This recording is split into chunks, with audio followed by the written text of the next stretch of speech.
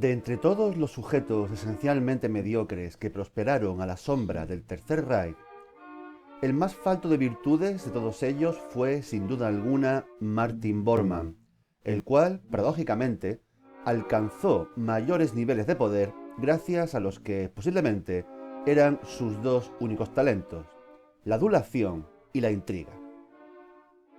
Te doy la bienvenida al vertedero de Kratos.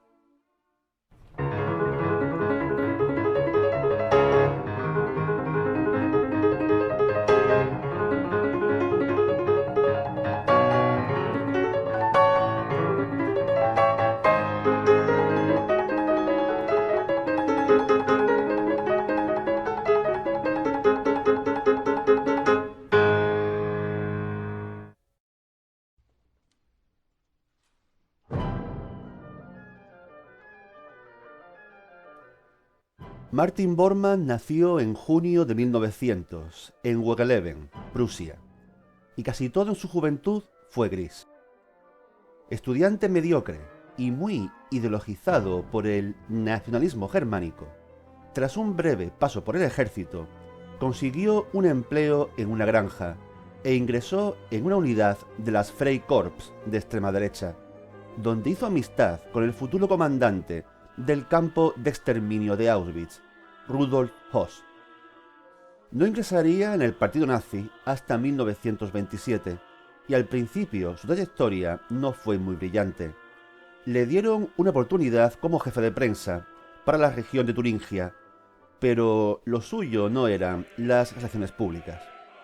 Lo hizo mucho mejor al siguiente año en Múnich, como gestor de los seguros que cubrían a los miembros de las SA en caso de que sufrieran alguna lesión en sus acciones callejeras. Cuando las compañías de seguros al uso se negaron a cubrir estos riesgos, Bormann organizó el Fondo de Auxilio del Partido, que cumplía esa función. Ello le dio cierta fama. Un punto crucial en la carrera de Bormann fue su matrimonio en 1929 con Gerda Busch, hija de Walter Busch, importante miembro del partido. El mismísimo Adolf Hitler y su asistente Rudolf Hess asistieron a la boda. Era algo así como emparentar con la realeza. Por matrimonio accedía al círculo alto del partido. En 1933 fue transferido a la oficina de Rudolf Hess, de quien pronto llegó a ser secretario. Desde esa posición tenía acceso a información sobre los conflictos internos del partido y sobre las relaciones del mismo con el Estado. Pronto serían revelados los auténticos talentos de Bormann, la intriga política y el control. Era experto a la hora de averiguar información sensible sobre toda persona con la que debía tratar y utilizarla en su contra si fuera preciso. Por otra parte, se dio cuenta de la importancia que Hitler daba a la lealtad absoluta y no perdía ocasión de aparecer ante él como un servidor competente y fiel. Pronto empezó a acompañarlo frecuentemente. En una fecha tan temprana como 1935, Bormann se encargó de organizar y supervisar construcciones y reformas en las residencias privadas de Hitler, y prácticamente empezó a ejercer como su asistente personal, eclipsando al propio Rudolf Hess, que estaba cada vez más alejado de Hitler. Bormann tuvo acceso cada vez a más ámbitos de poder, llegando a influir en los nombramientos de altos cargos. Bormann se dio cuenta de que Hitler gustaba de fomentar los enfrentamientos entre miembros del partido. Pensaba que así aseguraba su control, impidiendo que se formara una oposición contra él. Realmente no se fiaba por completo de casi nadie, pero en Bormann depositó una confianza ciega y pronto se le volvió imprescindible. El inicio de la Segunda Guerra Mundial incrementó el poder de Bormann, ya que Hitler centró su atención en las acciones militares y se desentendió un tanto de los asuntos internos. El papel del teórico superior de Bormann, Rudolf Hess, era ya casi irrelevante. En 1941, conocedor de los planes de invasión de la Unión Soviética, Hess llevó a cabo su famoso vuelo en solitario hasta Gran Bretaña para tratar de acordar la paz con los británicos y evitar así que Alemania entrase en una guerra con dos frentes. El intento, como sabemos, fue un fracaso, y Hess no volvió a Alemania hasta los juicios de Nuremberg. Hitler tomó esta acción de Hess como una traición personal y otorgó oficialmente todas sus funciones a Bormann, inventando para él un nuevo cargo, jefe de la Cancillería del partido. A sus espaldas, los gerifaltes nazis empezaron a llamarle la eminencia marrón, en alusión al término eminencia gris, que desde el siglo XVII se refiere a personajes que ejercen el poder en la sombra. Lo de marrón, sin duda, era debido al color del uniforme del partido. Era temido, pero no apreciado. Si alguien quería ser visto por Hitler con buenos ojos, debía estar a bien con Bormann, aunque fuera aparentemente. A la mayoría de jerarcas y altos cargos les resultaba desagradable tratar con él. Era brusco y antipático, sin ninguna cualidad valorable más que su habilidad para complacer a Hitler y pegarse al poder como una lapa.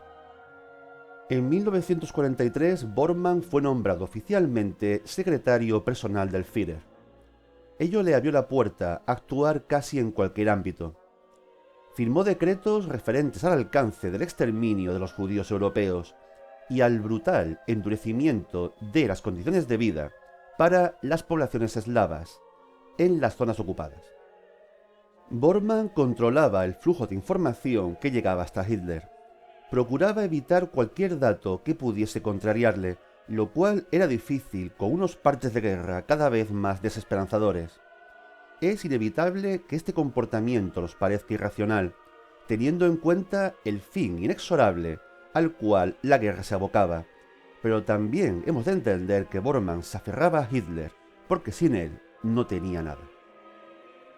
La responsabilidad de Bormann en el absurdo alargamiento de la guerra es significativa, tanto por su contribución a la visión distorsionada de la realidad por parte de Hitler, como por su impulso a la milicia del Volkssturm, 175.000 hombres que fueron directos a la muerte, mal equipados y casi sin entrenar.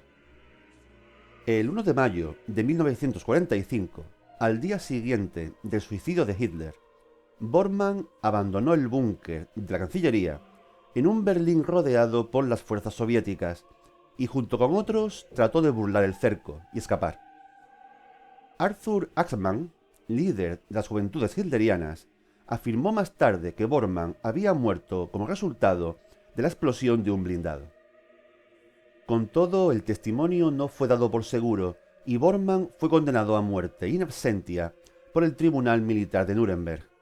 La inteligencia de Estados Unidos intentó dar con él sin éxito, pero con el paso de los años, el interés del mundo por los nazis decayó, al mismo ritmo que las nuevas potencias mundiales se enzarzaban en la Guerra Fría. La década de los 60, a partir del juicio y ejecución en Israel de Adolf Eichmann, conoció un nuevo interés por los nazis huidos de la Europa en ruinas. Ello reanimó el fantasma de Bormann, tanto que el gobierno federal alemán ofreció una recompensa de 100.000 marcos por cualquier dato que pudiera llevar a su captura. Lo siguiente fue, como es lógico, una avalancha de presuntos avistamientos del huidizo Bormann desde Europa hasta Australia. El famoso cazador de nazis Simon Wiesenthal estaba convencido de que Bormann había huido a Sudamérica como tantos otros. Resulta algo raro que nadie se animara a excavar en el lugar donde Arthur Axmann afirmaba haber visto el cuerpo de Bormann, hasta una fecha tan tardía como 1965, pero cuando se hizo al final no se encontró nada.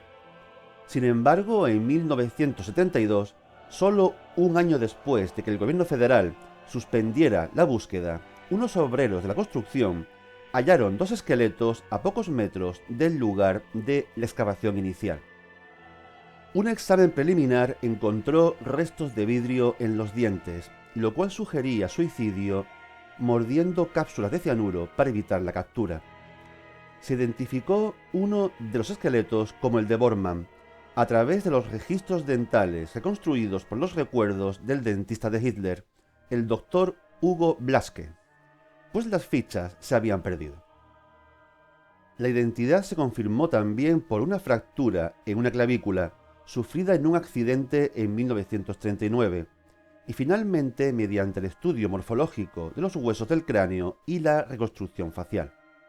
El gobierno federal alemán declaró a Bormann oficialmente muerto en 1973, pero no entregó los restos a la familia por si fuera preciso estudiarlos de nuevo. Y fue una suerte, porque en 1993 la polémica se reabría cuando el diario paraguayo Noticias publicaba que el secretario de Hitler había muerto en Asunción, Paraguay, en 1959, siendo sepultado en la localidad de Itá, en una tumba sin nombre. Todo ello según registros de la policía política del dictador Alfredo Stroessner. La ausencia de cuerpo, sin embargo, no permitió que esta historia fuese a más. Finalmente, en 1998, un análisis de ADN llevado a cabo en la Universidad de Múnich confirmó que los restos hallados en Berlín eran los de Martin Bormann. La ciencia ponía fin a 5 décadas de historias que situaban al secretario en los puntos más dispares. Martin Bormann fue un hombre en sí carente de valía personal, pero experto en adherirse al poder dentro de una estructura en la que la valía personal era lo de menos. Podemos estar bastante seguros de que con su adulación y manipulación, y con el aislamiento en que mantuvo a Hitler, lo sostuvo más tiempo del que éste podría haberse sostenido por sí mismo, y ello contribuyó a alargar absurdamente la guerra en Europa. Si te gustó este vídeo, apóyame con un like o con tu suscripción al canal en el caso de que todavía no lo hayas hecho. También si quieres puedes ser uno de mis mecenas en Patreon. Te dejo el enlace a mi cuenta en la descripción del vídeo. Pero ya sabes, comenta, sobre todo comenta. Sigamos hablando de historia. Cuídate.